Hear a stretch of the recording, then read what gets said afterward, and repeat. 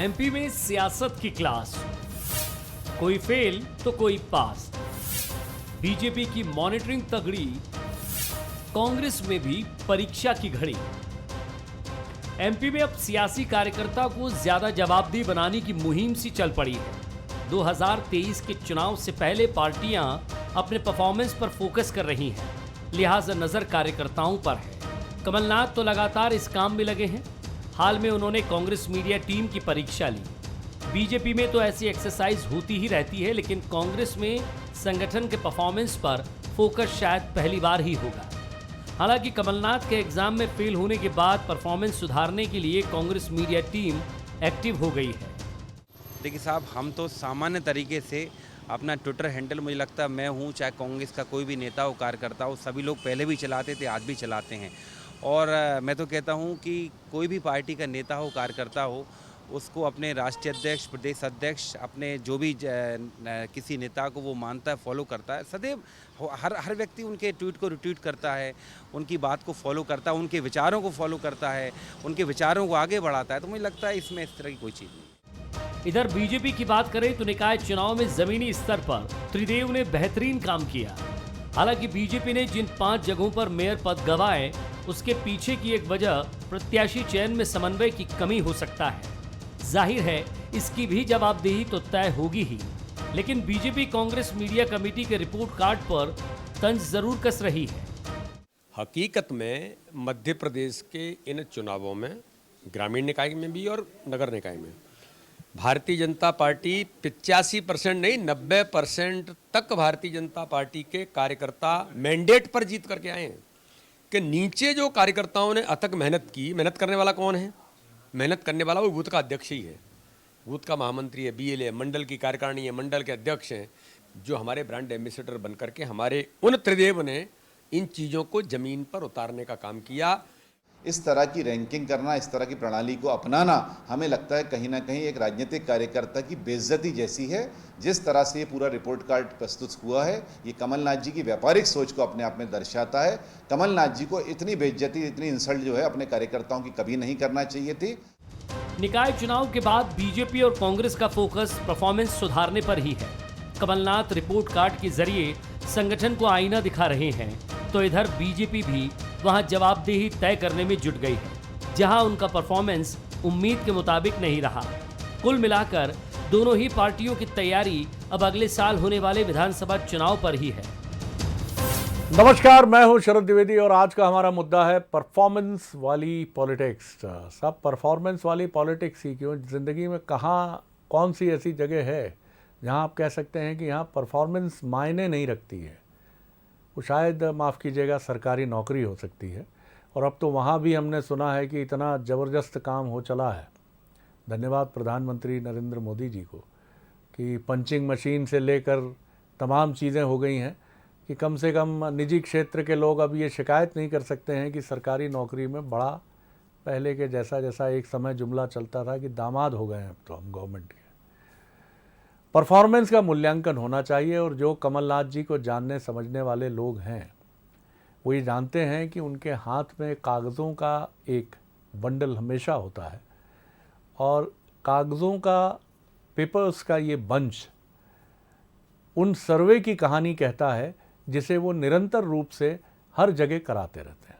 ये सर्वे किसी एक रूप में ही नहीं होता, ये मूल्यांकन करने वाली उनकी एजेंसियां जो उनके लिए ये सर्वे तैयार करती हैं, वो निरंतर काम करती हैं और सर्वे आते हैं। ये उनकी राजनीतिक शैली को 2018 में बहुत करीब से देखा और समझा गया, और ये बदस्तूर 2022 तक चल रही है, आगे भी चलेगी। और इसके ज़रिए वो अनुमान लगाते हैं और फैसले करते हैं, और इस बार भी उनकी जो शैली रही वो यही रही, और इसके तहत कोई भी इससे बाहर नहीं होता है। इसी के तहत कथित रूप से प्रवक्ताओं के मूल्यांकन की प्रणाली की तरफ बात गई, जिसको लेकर बाद में मीडिया डिपार्टमेंट के प्रमुख के मिश्रा जी ने ये कहा कि ट्विटर को लेकर ज़रूर कोई बात थी और कहीं कोई समस्या नहीं है, ना ऐसी कोई बात है, लेकिन ट्विटर जो रीट्वीट करना है पीसीसी चीफ कमलनाथ जी के, वो उनकी संख्या बढ़ाई जाए, ऐसा एक सुझाव सामने आया है। बीजेपी भले ही कहे मूल्यांकन की प्रणाली कमतर दिखने की कोशिश, कमतर दिखाने की कोशिश है, लेकिन हम सब जानते हैं कि बीजेपी में भी इस तरह की मूल्यांकन की प्रणाली बराबर काम करती है, लेकिन आप जब सफल होते चले जाते हैं तो अपनी मूल्यांकन की इन प्रणाली को लेकर थोड़े से आप इस तरह के एटीट्यूड से कहीं ना कहीं एक चलते ही हैं, जिसे आप कहते हैं टेकन फॉर ग्रांटेड। थोड़ा सा आप उसको उतनी गंभीरता से शायद नहीं लेते हैं। नहीं तो हमें याद है वो समय भी जब बीजेपी अपोजिशन में थी और किस तरह से मूल्यांकन की प्रक्रिया चलती थी। और एक समय तो ऐसा भी था कि जब इस मूल्यांकन के नाते मध्य प्रदेश में तत्कालीन भारतीय जनता पार्टी के संगठन के प्रमुख नेता और मौजूदा प्रधानमंत्री नरेंद्र मोदी 1998 में राजधानी भोपाल में थे, क्योंकि वो चुनाव प्रभारी थे उस इलेक्शन के। आज हम इसी पर बात करेंगे कि दोनों ही पार्टियां, ये जो निकाय और पंचायत चुनाव हैं, इन्होंने इनके लिए असेसमेंट का एक बहुत बड़ा मंच ओपन किया है। जो जितनी ईमानदारी से अपनी पड़ताल करेगा, अपने ही शरीर की चीरफाड़ करके अपने हृदय, गुर्दे, किडनी, लिवर, इनकी जांच पड़ताल कर लेगा कि सब ठीक से काम कर रहे हैं, 2023 का मोर्चा फतेह करने में उसे काफ़ी आसानी होगी। इसी पर हम बात करेंगे। जो मेहमान हमारे साथ हैं उनसे मिलिए। मेरे साथ भोपाल स्टूडियो में है मिथुन अहिरवार जी, प्रवक्ता हैं कांग्रेस के और आर्टिफिशियल इंटेलिजेंस पे पीएचडी करने वाले चुनिंदा लोगों में से हैं मध्य प्रदेश के। बहुत स्वागत है। आशीष अग्रवाल जी हैं, प्रवक्ता बीजेपी के, युवा नेता, सुपठित राजनेता हैं, युवा, भविष्य के लिए अनंत उम्मीदें समेटे हुए। जय नागड़ा जी हैं, वरिष्ठ पत्रकार, राजनीतिक विश्लेषक, बहुत लंबा करियर उनका पत्रकारिता का और बहुत समृद्ध। जय जी, पहली टिप्पणी आपकी, ये मूल्यांकन की प्रणाली जितनी ईमानदार होती है किसी भी दल, किसी भी परिवार, किसी भी संगठन के लिए, और इस पंचायत और निकाय चुनाव ने दोनों राजनीतिक दलों के लिए ईमानदाराना मूल्यांकन प्रणाली के दरवाजे खोल दिए हैं। जो जितनी ईमानदारी से अपने ही घर में प्रवेश करके अपनी तथाकथित खामियों को ढूंढ निकालेगा और बाहर कर देगा, उसके लिए बहुत आसानी होगी 2023 में। शरद जी, ये बात सही है कि जो पार्टियां और इनका जो जिस तरह से उनको सोचने की प्रक्रिया बदली है, एक अकाउंटेबिलिटी तय हुई है। खास तौर पर एक कॉर्पोरेट, एक कंपनी टाइप का परफॉर्मेंस बेस्ड जो है वो मूल्यांकन, ये एक अच्छी बात है और कहीं ना कहीं अपने कार्यकर्ता को और अपने सिस्टम को ज्यादा रिस्पॉन्सिबल और ज्यादा अच्छा बनाने की बात है। तो मुझे लगता है ये प्रक्रिया स्वागत योग्य है, तो चाहे कांग्रेस में हो चाहे बीजेपी में हो। तो मुझे लगता है कि एक अकाउंटेबिलिटी तय होगी। कहीं ना कहीं हम देखिए, आज मुझे जो चीज लग रही है, क्योंकि लंबे समय सत्ता से बाहर होने के बाद जो थोड़े समय के साथ कांग्रेस सत्ता में आई और फिर वो जो जाने के बाद की जो परेशानियां हैं वो सब महसूस कर रहे हैं। तो सत्ता के लिए जो छटपटाहट कांग्रेस में है और एक समय में आने के बाद बीजेपी जो और कॉन्फिडेंस में आ गई थी, सत्ता से बाहर होने का जो थोड़ी सी तकलीफ उसने भी झेली है। तो ये दोनों को कहीं ना कहीं अपनी उस चीज को है कि आपकी जरा सी चूक आपको बड़ी तकलीफ में डाल सकती है। मैं आपको बताऊं कि जब चुनाव हार चुके थे तो उस समय तत्कालीन बीजेपी के प्रदेश अध्यक्ष थे नंदन कुमार सिंह चौहान, उन्होंने एक सार्वजनिक तौर पे जो अपने स्पीच में ये कहा था कि देखिए, चुनाव हार जाते हैं तो आपकी हालत क्या हो जाती है, एक पटवारी तक आपकी नहीं सुनता। तो वो जो पीड़ा थी, मन की पीड़ा जो उन्होंने सार्वजनिक, और जब आप जीत जाते हैं तो आपकी हर जगह सुनवाई होती है, तो वो उनकी पीड़ा को उन्होंने छोटे कार्यकर्ताओं तक पहुंचाया। आज वही पीड़ा से शायद कांग्रेस गुजर रही है। तो मुझे लगता है कि जीतना इंपॉर्टेंट है और उसके लिए जहां भी उनको अपने अंदर परिष्कृत करना है, चाहे प्रत्याशी चयन में कमी हो, चाहे कैंपेनिंग में कमी हो, चाहे मीडिया प्लानिंग में कोई कमी हो, तो ये यदि करके उतर रही है तो ये अच्छी बात है। और इस तरह का एक कल्चर यदि कॉर्पोरेट कल्चर पार्टियों में आ रहा है तो इसमें कोई बुराई नहीं है। बिल्कुल ठीक है आपने जी। मिथुन जी, शरद जी, किसी भी पार्टी के लिए और किसी भी सिस्टम के लिए समय समय पर अपना मूल्यांकन करना और अपने जो मशीनरी है उसमें प्रॉपर लुब्रिकेशन देना, उसको प्रॉपर एफिशिएंसी देना और उसकी प्रॉपर मरम्मत करना, ये किसी भी सिस्टम का एक हिस्सा होता है। भारतीय जनता पार्टी हो, कांग्रेस हो, चाहे कोई भी दल हो, राजनीतिक दल भी इससे अछूते नहीं रह सकते। जाहिर सी बात है, हमें जब जनता की अदालत में जाना है तो अपने द्वारा किए गए काम और जनता की जो अपेक्षाएं हैं, उन अपेक्षाओं को हम कितना उन अपेक्षाओं पर खरा उतर पाए हैं, इसका समय समय पर मूल्यांकन अवश्य करना चाहिए। हम क्योंकि विपक्ष में हैं, इसलिए हमारे नेता हमेशा ये प्रयास करते हैं कि हमारी जहां मजबूतियां हो तो उन मजबूतियों पर हमारी पीठ भी थपथपाएं, हमारा उत्साहवर्धन भी करें, और अगर कोई कहीं कुछ कमजोरियां हैं तो उन कमजोरियों पर भी इंगित किया जाए। भारतीय जनता पार्टी हो चाहे कांग्रेस हो, हर पार्टी में ये कभी खुलेआम कभी बंद कमरों में होता ही रहा है। जिस एक लिस्ट को भारतीय जनता पार्टी के साथी और या कुछ जगहों से चल रही है, मैं अधिकृत रूप से बताना चाहता हूं, ऐसा कोई आंकड़ा, कोई मार्कशीट पार्टी द्वारा जारी नहीं की गई है। ये जरूर है कि हर महीने हमारी एक मूल्यांकन की एक प्रोसेस है और उस प्रोसेस के तहत ही ये मीटिंग हुई थी। तो यदि भारतीय जनता पार्टी के हमारे साथी उसमें आनंद लेना चाहें तो लें, उसमें कोई आपत्ति नहीं है। लेकिन ये जो मूल्यांकन की हमारी जो एक पूरा सिस्टम है, इस मूल्यांकन के आधार पर ही आप देखेंगे शरद जी कि मध्य प्रदेश कांग्रेस की आज की जो टीम है वो पहली वाली टीमों को कहीं टक्कर देती हुई नजर आ रही है, और कहीं कहीं जो सफलता का हमारा प्रतिशत है पिछले कुछ समय से आपको देखने में आ रहा हो, वो प्रतिशत कुछ ज्यादा हो रहा है। भारतीय जनता पार्टी के जो मशीनरी, जिसको कि अनडिफीटेबल समझा जाता था, जिसको कि कहा जाता था कि हराया नहीं जा सकता, अंगद की तरह हमने पांव जमा दिया है, तो भारतीय जनता पार्टी के लोग जहां कभी महापौर के चुनाव के दिन 90% का आंकड़ा बताते हैं, तो अभी वीडी शर्मा जी कुछ बता रहे थे, कल उन्होंने 75% का बता दिया, और जब आंकड़ों में आप परिवर्तित कर करके देखते हैं तो 50% से भी कम नजर आता है। तो यदि ये हमारी टीम कर करके दे रही है तो कमलनाथ जी के नेतृत्व में हम सब सौभाग्यशाली हैं कि हम सबको एक विजनरी लीडर के अंदर काम करने का मौका मिला है। जब वो एक एनवायरनमेंट की बात करते हैं तो उसे रियो डी जेनेरियो के नाम से जाना जाता है, जब वो इकोनॉमी की बात करते हैं तो उसको डावोस के नाम से जाना जाता है, और जब वो चुनाव की बात करते हैं मध्य प्रदेश में आकर के तो सीधे मुख्यमंत्री बनकर के मध्य प्रदेश को विकास के पथ पे दौड़ाते हैं। ये उसी एनालिसिस का एक हिस्सा है। भारतीय जनता पार्टी के हमारे साथियों की सभी समीक्षाओं का स्वागत है, लेकिन हमारे नेता हमारे बारे में जो समीक्षा करते हैं उस समीक्षा को भी हम सिराखों पर लेते हुए अपने परफॉर्मेंस को और बेहतर करते जाएं। मीडिया टीम की उन्होंने जमकर तारीफ भी की और इस चुनाव में हमारे परफॉर्मेंस के लिए हमें बधाई भी दी, और इस परफॉर्मेंस को और बेहतर करके उनका और हमारा 2023 का हम स्वप्न पूरा करेंगे, इस अपेक्षा के साथ हम सब आगे बढ़ेंगे। आशीष जी जी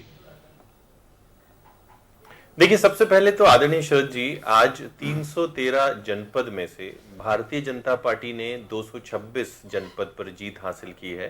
तो ये जो बूथ लेवल का जो कार्यकर्ता है, जिसकी जीतोड़ मेहनत और पसीने का ये परिणाम है, मैं सबसे पहले तो आपके चैनल के माध्यम से उन सबको बधाई देना चाहता हूं। राजनीति में मूल्यांकन मुझे लगता है कि बाबा साहब बहुत ठीक तरीके से कर गए थे, जिसमें हर 5 साल में आपको चुनाव में जाना पड़ता है, और चुनाव के मूल्यांकन में जो राहुल गांधी 100 से अधिक बार फेल हो चुके हैं, जो कमलनाथ 2018 में भी क्लियर मेजॉरिटी नहीं ला पाए, ना मत प्रतिशत में आगे निकल पाए, 2020 में जिन्होंने 15 महीने के कुशासन और वादा खिलाफी में अपनी सरकार गंवा दी, चलो चलो हटो हटो के चक्कर में अपने साथियों को नहीं संभाल पाए, 2020 के उपचुनाव में जो 2/3 सीटों से हारे, 2021 के उपचुनावों में वो फिर हारे, वो अपना मूल्यांकन ना करते हुए इन ईमानदार साथियों का मूल्यांकन करते हैं, जो बिना किसी वेतन और पैसे के पार्टी का इतना मुश्किल जो पक्ष है उसको उजला रखना चाहते हैं। तो मुझे लगता है कि मेरी संवेदना इन सब के साथ है। ये सिर्फ कॉर्पोरेट कल्चर है और ये दिखाता है कि कमलनाथ जी अच्छे संगठक नहीं है। अगर मूल्यांकन करना है तो बंद कमरों में हो, पर वो सूची आउट कैसे हो जाती है?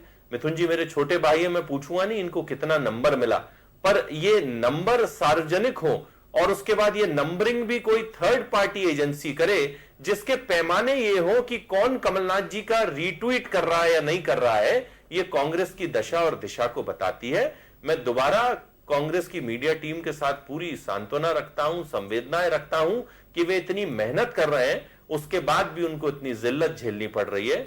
अगर आशीष जी आपके यहाँ भी तो मूल्यांकन की प्रणाली है और असेसमेंट दोनों होनी चाहिए, होगी ही जी, पर आपने कब ऐसा देखा जी, पर आपने कब ऐसा देखा कि उस सूची को कोई थर्ड पार्टी मॉनिटरिंग करे और उसके बाद उसको सार्वजनिक कर दिया जाए ताकि बेइज्जती की जाए? अब्बास हाफिज जैसे एक काबिल प्रवक्ता को बोला जाए कि वो 19 या 20 नंबर पाते हैं। चलिए इसका जिक्र नाम लेकर हम काबिल प्रवक्ताओं को जब कांग्रेस जिस सूची को कांग्रेस कह रही है कि अधिकृत नहीं है और जिस भी तरह उसका जिक्र हम ना करें। देखिए ये तो सार्वजनिक है, ये तो सार्वजनिक है, ये सार्वजनिक है। दूसरी बात, कांग्रेस के मीडिया विभाग के अध्यक्ष को भी स्वीकारना पड़ा। और मैं मिथुन जी का बड़ा प्रशंसक हूं, पर कितना मुश्किल काम है कि ना उगलते बन रहा है ना निगलते बन रहा है। वे ये भी कहते हैं कि हाँ मूल्यांकन हो रहा है, फिर उस सूची से भी भागते हुए दिखते हैं। कुल मिलाके कांग्रेस सदैव की तरह अपने ही जाल में फंस गई है। कांग्रेस में जो दो धड़े होते हैं, जिनका मूल उद्देश्य सबसे पहले अपने ही संगठन के लोगों को हिलने लगाना होता है, वो अभी भी मध्य प्रदेश में चल रहा है और उसका परिणाम आपको जनपद, पंचायत और नगर निगम में पर्याप्त तौर पे दिख रहा है। जय जी, बड़ा सवाल यह है कि मूल्यांकन की प्रणाली हर दल में है, लेकिन मुझे लगता है कि लोकतंत्र में वो दिन भी अवश्य आना चाहिए कि जब राजनीतिक दल अपने माननीयों का भी मूल्यांकन करके जनता के सामने रखें। इसमें कोई हर्ज नहीं है कि आप अगर, जैसे हमने देखा कि हम जिस मध्यम वर्गीय परिवेश से आते हैं, उस परिवेश में कई बार पिता इस प्रणाली को अपनाता था कि जब घर में मेहमान आते थे या पड़ोसी आते थे, तब वो अपने युवा होते किशोर पुत्र को डांटता था उनके सामने। कुछ नहीं आता है शरद जी को, समझने लगे हैं कि भगवान हो गए हैं। अब देखिए ना, ये बिहेव है इनका।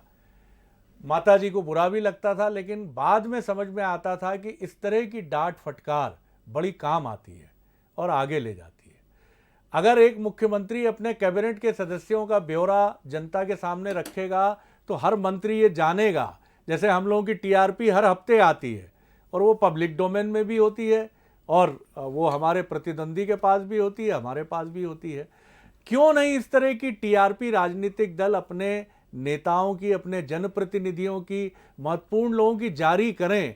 क्या किसी को पता नहीं है परफॉर्मेंस देख के कि कौन कैसा प्रदर्शन कर रहा है?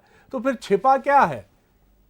जी, मुझे लगता है कि राजनीति में या किसी भी क्षेत्र में जब पूरी पारदर्शिता होगी तो हम सही मायने में पूरे लोकतंत्र को सच्चे स्वरूप में देख पाएंगे। और लोकतंत्र का मतलब ही ये होता है कि आप सही बात को, चाहे वो कितना भी बड़ा हो, उसके खिलाफ या उसके अपने विचार को रख सके और उस विचार का भी सम्मान हो। एक परिवार में भी वो परंपरा होती है। यदि आप, जैसे आपने घर का उदाहरण दिया, ये बात सही है कि हमारे आपके घर में एक बड़ा व्यक्ति है, यदि घर का पेंट ही कराना है तो वो बच्चों से पूछता है, बेटा आपको क्या लगता है कौन से आपका कलर करें। तो हम इस डेमोक्रेटिक सिस्टम में यदि जी रहे हैं तो बड़े को भी ये मूल्यांकन से गुजरना चाहिए, इसमें कोई बुराई नहीं है। और शायद कहीं ना कहीं मैं मानता हूं कि ये कमी कांग्रेस में रही है और शायद इसी वजह से आज नेतृत्व को लेकर यदि सवाल उठ रहे हैं और उससे हम यदि बचने फिर रहे हैं। क्यों? जब यदि छोटा सा कार्यकर्ता यदि जवाबदेह है तो फिर उसका जो शिखर पे बैठे लोग हैं वो भी उतने जवाबदेह हैं। और मुझे लगता है कि एक सिस्टम को यदि परिष्कृत करना है तो उसमें पूरी पारदर्शिता और पूरी डेमोक्रेसी की जरूरत है। तो इसमें कोई बुराई नहीं है यदि हम राजनीति के परिष्कृत करने की बात कर रहे हैं। और एक बात और मैं बताऊं, असल में टेक्नोलॉजी ने चीजों को और आसान किया है। मैं जैसे अभी बीजेपी की ही कार्य प्रणाली को यहाँ देख रहा था, जैसे उन्होंने जो भी कार्यक्रम किए कि आपको जाके स्वतंत्रता संग्राम सेनानियों के परिवारों का सम्मान करना है और फिर जाकर के उसकी वीडियो निकाल के वीडियो क्लिप भेजना है।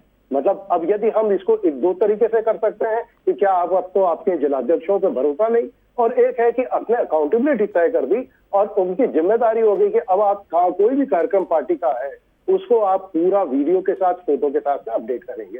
तो कुछ टेक्नोलॉजी ने भी मदद की है और उसका फायदा भी आज मॉनिटरिंग हो पा रही है। तो मुझे लगता है इसमें बुराई नहीं है, कोई दिक्कत नहीं है यदि हम सिस्टम को अकाउंटेबल बनाना चाहते हैं। आशीष जी, आपकी पार्टी का एक उदाहरण मुझे याद है, जब हमने पत्रकारिता की शुरुआत ही की थी और बहुत कम जर्नलिस्ट थे, तो हमने ये किस्सा आप ही की पार्टी के एक लीडर से सुना। तत्कालीन शिक्षा मंत्री सरकार आपकी थी और पटवा जी मुख्यमंत्री होते थे। तत्कालीन शिक्षा मंत्री के यहाँ कुछ विद्यार्थी परिषद, मोर्चा और युवा बीजेपी नेताओं का एक प्रतिनिधिमंडल किसी विषय को लेकर गया। वहाँ रोक दिया जाता है, मंत्री जी के बारे में कहा जाता है वो विश्राम में चले गए हैं, मुलाकात नहीं हो पाएगी। जाहिर है पार्टी के कार्यकर्ता हैं, वो क्षोभ जताते हैं कि हमसे नहीं मिलेंगे तो किससे मिलेंगे। और जब ये बात ज़्यादा आगे बढ़ती है, झूमा झटकी सी कुछ हो जाती है, तो कार्यकर्ता बहुत आहत होते हैं और वो दीनदयाल उपाध्याय प्रदेश कार्यालय आते हैं और कुशाभाऊ ठाकरे जी होते हैं और बड़े नेता होते हैं, उनको बताया जाता है। और देखिए, इस पार्टी की इस मामले में आपको प्रशंसा करनी पड़ेगी कि अगले 10 मिनट में तत्कालीन शिक्षा मंत्री और श्यामला हिल से मुख्यमंत्री सुंदरलाल पटवा पार्टी कार्यालय में होते हैं। पीड़ित कार्यकर्ताओं के सामने खेद जताया जाता है और कहा जाता है कि ये नहीं होगा। आपको इतना निर्मम होना पड़ता है कई बार मूल्यांकन की प्रणाली में। आशीष जी, इस पर आपकी टिप्पणी। जी जी जी। नहीं, देखिए, आपने ठाकरे जी को याद किया और इस वर्ष तो हमने उनका जन्म शताब्दी वर्ष मनाया है। और उनका एक और प्रसंग जैसे आपने याद किया तो मुझे याद आता है कि वो कहते थे कि उनकी डिक्शनरी में रिजेक्शन शब्द नहीं होता, बहुत अच्छी सबके लिए सिलेक्शन होता था और सिलेक्शन में किसको कहाँ क्या काम कराना है ये वो तय करते थे। और आज उनके ही गड़े हुए कार्यकर्ता हैं और उनकी ही नींव है जिन पर ये चमकती हुई आज भारतीय जनता पार्टी मध्य प्रदेश की इमारत है। तो ऐसे ही कार्यकर्ताओं ने जो हमें संस्कार सौंपे हैं, नेताओं ने जो हमें चीजें सिखाई हैं, भारतीय जनता पार्टी का कार्यकर्ता उसे उतारता है। मैं दोबारा कहता हूं, एक भोले भाले कार्यकर्ता को जिसने अपना करियर दांव पे लगा के एक राजनीतिक दल का दामन थामा और उसको इस तरह से सरेराह बेइज्जत करते हुए आप अगर उसका मूल्यांकन करेंगे तो आपका उद्देश्य सकारात्मक मुझे नजर नहीं आता। अगर किसी के काम में कुछ कमी है, कुछ अपेक्षाएं हैं, तो वो बंद कमरे में 1-to-1 होती है। मैंने कॉर्पोरेट में भी काम किया तो ऐसे बॉस को कभी भी नहीं सराहा जाता था जो सबके सामने नाराज होता था, डांटता था, फटकारता था। उसके लिए एचआर पॉलिसीज होती थी। ये कांग्रेस की कहां है एचआर पॉलिसी? और जो बहुत आपने मौजूद सवाल उठाया कि ये दोहरा रवैया क्यों, क्या सिर्फ निचले स्तर के कार्यकर्ताओं का ही मूल्यांकन कांग्रेस करेगी? राहुल गांधी जी से लेके कमलनाथ जी और इस तरह के वरिष्ठ नेता जो लगातार कांग्रेस को रसातल पे पहुंचा रहे हैं, इनका तो आज तक कोई रिपोर्ट कार्ड हमने देखा नहीं। या तो मिथुन जी बताएं कि अगर इनका भी मूल्यांकन है और कमलनाथ जी को 100 में से कितने नंबर मिल रहे हैं, तो वो मुझे लगता है सार्वजनिक होना चाहिए। और कमलनाथ जी के लिए अभी जो विजनरी कहा गया, मैं कहता हूं वो इमेजिनरी है। इमेजिनरी होते हुए जो कॉर्पोरेट जगत की टैक्टिक्स है वो जनता में और संगठन में उतारते हैं और सदैव फेल होते हैं। मिथुन जी, ये बिल्कुल सही बात है कि कमलनाथ जी संगठन की शक्ति बढ़ाने में जुटे हैं और उसी के लिए वो इस तरह के प्रयोग कर रहे हैं। लेकिन चैरिटी बिगिंस एट होम कहा जाता है कि अगर आप मजाक करना जानते हैं तो इसकी शुरुआत आप खुद से करते हैं। इसीलिए कहा गया है कि कोई भी अच्छा काम भी खुद से ही शुरू होता है। तो बात सही है कि सोनिया जी, राहुल जी, तमाम मूल्यांकन की एक प्रणाली, हालांकि ये कमलनाथ जी का इंडिविजुअल अटेम्प्ट मैं समझता हूँ ये है। आपकी पार्टी की ऐसी कोई रीति नीति नहीं है कि वो सर्वे पर बहुत निर्भर करती है। और यहाँ जिस सर्वे की बात हो रही है उसे तो आप ठुकरा ही चुके हैं कि ऐसा कोई सर्वे नहीं है। लेकिन जिस तरह से चर्चा है ये तो बता रही है कि आग कहीं है, जिस तरह से धुआं उठा है तो आग तो है। तो सीधे खुलकर ही हम बात करें, जैसा आपने भी कहा कि मूल्यांकन होता है, तो बड़े नेताओं का भी मूल्यांकन क्यों ना हो? मैं तो सभी पार्टियों की बात कर रहा हूँ, सिर्फ आपकी पार्टी की नहीं। जी, ये तो हमेशा ही होता है। और मूल्यांकन की यदि बात की जाए तो मध्य प्रदेश में एक बहुत अच्छी योजना है कमज़ोर बच्चों के लिए जिसका नाम है रुक जाना नहीं योजना। यदि आज उस रुक जाना नहीं योजना का सबसे बड़ा लाभार्थी कोई है मध्य प्रदेश में तो आज की हमारी सरकार है। कि आप 2018 की चुनावी परीक्षा में फेल हो गए और उसके बाद फिर किसी तरीके से आप सरकार में आ गए। आशीष जी बहुत अच्छे वक्ता, बहुत अच्छे प्रवक्ता हैं, मैं इनको अपना बड़ा भाई मानता हूं, इनका बड़ा सम्मान करता हूं। इनकी संवेदनाएं बड़ी आवश्यक हैं, लेकिन मेरा निवेदन ये भी है कि ये संवेदनाएं अपने उन बड़े बड़े जनप्रतिनिधियों के लिए बचा के रखें जिनके बारे में पी मुरलीधर राव जी कह करके जाते हैं कि ये सब गैर लायक हैं। शब्द क्या बोला था आप बेहतर जानते हैं। हितानंद शर्मा जी के बयानों के लिए जारी रखिए जो कहते थे कि भारतीय जनता पार्टी के कार्यकर्ता थोड़े से आलसी हो गए हैं, आईटी सेल की हमारी जो टीम है वो पिछड़ गई है। ये संवेदना थोड़ी सी वीडी शर्मा जी के बयान के लिए जारी रखिए जिन्होंने कहा है कि चुनाव में मैंने देख लिया किसने कैसा रंग दिखाया और किसने कैसा रंग बदला। तो आशीष जी तो समझदार व्यक्ति है, इन संवेदनाओं को अपने उन कार्यकर्ताओं तक भी पहुंचाएंगे और अजय विश्नोई जी तक सबसे ज्यादा पहुंचाएंगे जो आए दिन मुख्यमंत्री जी को क्रिटिसाइज करते हैं। और मुख्यमंत्री जी अपने उन अफसरों और अपने कार्यकर्ताओं को पहुंचाएंगे जिनके बारे में वो कहते हैं कि ये लोग मुझे हरा हरा सब कुछ दिखाते रहते हैं। तो मुझे लगता है ये मूल्यांकन तब आप ज्यादा बेहतर कर पाएंगे आशीष जी। मेरे मूल्यांकन, मेरी पार्टी का मूल्यांकन आप करते रहिए। आप जिस जगह पर हैं आपके सामने बहुत बड़ी बड़ी चुनौतियां हैं, लेकिन यदि आपकी प्राथमिकताएं ये हैं तो आप इस बारे में विचार करिए। मेरा निवेदन ये है कि बार बार ये जो मूल्यांकन का जो हमारी जो एक इटरेशंस होती हैं, बार बार जो साइकिल्स होती हैं, उन्हीं के आधार पर हम निखर कर आगे आ रहे हैं। और भारतीय जनता पार्टी के लिए एक सबसे बड़ी चुनौती के रूप में सामने भारतीय जनता पार्टी के अंदर इस बात को लेकर जो डर है, इस डर की आवश्यकता। जय जी, बहुत संक्षेप में कुछ सेकंड्स में अपनी 15 सेकंड में अपनी बात कहिए, 15 से 20 सेकंड में। जी नहीं, मुझे लगता है मूल्यांकन तो शायद सबका होना चाहिए और होना जरूरी भी है। हमारे मीडिया में भी होता है, आप चाहे कितने बड़े पत्रकार हैं, यदि आपने कुछ रिपोर्ट छोड़ दी तो आपको भी अकाउंटेबिलिटी तो दिखानी पड़ती है। जी हेलो जी जी जी जी हेलो जी हेलो, हाँ, आवाज आ रही है आपकी। जी हाँ, वो एक्चुअली मोबाइल थोड़ा सा जी तो मुझे लगता है इसमें कोई बुराई नहीं, लेकिन ये बात भी सही है कि अकाउंटेबिलिटी हर स्तर की होनी चाहिए। देखिए, शिक्षा के क्षेत्र में पिछले दिनों कुछ ये नए प्रयोग भी हुए थे कि स्टूडेंट से प्रोफेसर के बारे में फीडबैक लिया जाता था, बच्चों से टीचर्स के बारे में फीडबैक लिया जाता था। तो इसमें क्या बुराई है? और हर चीज को हमको ईगो से नहीं जोड़ना चाहिए कि आप इनका ईगो हर्ट हो रहे हैं। अल्टीमेटली हम जिन लोगों के लिए काम कर रहे हैं, ये यदि सिस्टम है तो इसमें कहीं ईगो हर्ट होने की बात नहीं है, सिस्टम को परिष्कृत करने की बात है, और ये अच्छी है इसमें, और ये सभी को करना चाहिए किसी भी क्षेत्र में। बहुत बहुत जी, बोलिए आशीष जी, बोल लीजिए जल्दी से जी। जी देखिए मेरे छोटे भाई मिथुन ने कुछ मनगढ़ंत तथ्य रखे, और मुझे लगता है कि अगर वो उन मनगढ़ंत तथ्यों के सहारे अगर कमलनाथ जी की उस असंवेदनशीलता पर पर्दा डालना चाहते हो तो मेरी शुभकामनाएं उनके साथ। चलिए सर, अब इस पे कमलनाथ जी अगर तथ्यात्मक और प्रासंगिक बातें करेंगे तो दबाव डाल के उनको अपने प्रवक्ताओं से रिट्रीट कराने की मुरलीधर जी का बयान प्रासंगिक तथ्यात्मक करेगी। आप कमलनाथ जी के बहुत धन्यवाद आशीष जी, सेंसिबिलिटी, थोड़ी संवेदनशीलता अपने संगठन के लिए अगर आप पैदा बहुत करेंगे धन्यवाद तो मुझे लगता है मिथुन मिथुन भाई जी, आप ज्यादा धन्यवाद न्याय जय जी। महत्वपूर्ण बात यही है कि मूल्यांकन कितना महत्वपूर्ण है। महाभारत का एक दृष्टांत ये बताता है, अर्जुन जब अपने बाण कर्ण के रथ पर चलाते हैं तो रथ पूरा हिल जाता है। कर्ण जब अर्जुन पर प्रहार करते हैं तो रथ में हल्का सा कंपन होता है, लेकिन जितनी बार कर्ण का बाण अर्जुन के रथ को हिलाता है, हल्का सा, बहुत किंचित मात्र, तो भी कृष्ण बोल उठते हैं जो सारथी की भूमिका में है, साधु साधु, कमाल हो कर्ण, अद्भुत हो, वाह। काफ़ी समय तक संयम रखने के बाद अर्जुन पूछते हैं कि मेरे बाण से उसका रथ, उनका रथ पूरा हिलता है, तब आप तारीफ नहीं करते। उन्होंने कहा, अर्जुन तुम्हारे रथ पर मैं बैठा हूँ और ऊपर हनुमान जी जो हैं वो पताका में लहरा रहे हैं, फिर भी कर्ण के बाणों में इतनी शक्ति है कि वो इस रथ को हिला दे रहा है, तो प्रशंसा तो कर्ण की होगी। जिस पार्टी में, जिस संगठन में, जिस परिवार में आत्मविश्लेषण का सिरा इतना ईमानदार होता है, अब आप ये कह के बच नहीं सकते वो भगवान कृष्ण थे इसलिए इतनी पारदर्शिता से बोले। जो भी बोलेगा वो आगे बढ़ेगा। मूल्यांकन अपना हम सबको करना चाहिए, और यहाँ राजनीतिक चर्चा है इसलिए एक दूसरे की निंदा आलोचना होगी, नहीं तो दोनों पार्टियाँ बहुत बेहतर समझती हैं कि जिसने अपने इस सुराग को समझ लिया भीतर जाकर, उसने बेड़ा पार कर लिया। बहुत धन्यवाद सभी का। आगे देखिए छत्तीसगढ़ आज का मुद्दा, सौगातों पर सियासत। नमस्कार।